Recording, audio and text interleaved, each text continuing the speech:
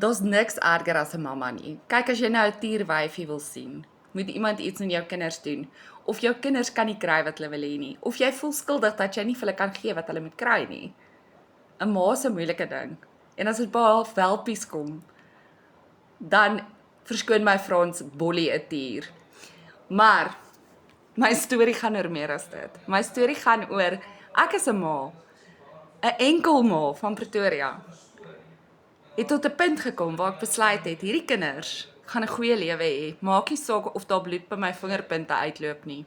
Die jammer deel daarvan is, ek wou dit doen met 'n gewone 8 tot 5, waar my salaris nie goed genoeg was om hierdie droom te verwesenlik nie.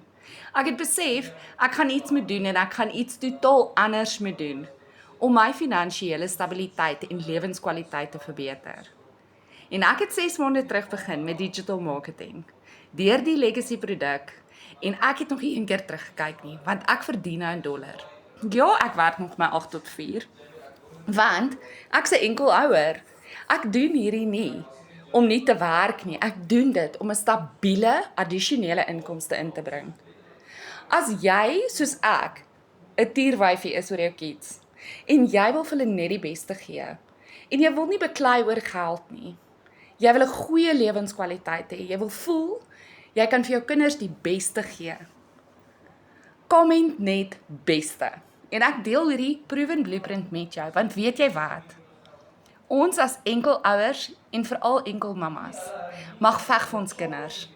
En ons mag ons in onsself glo en weet dat ons 'n ekstra side hustle kan begin en dit suksesvol kan deurvoer en dan in dollar verdien.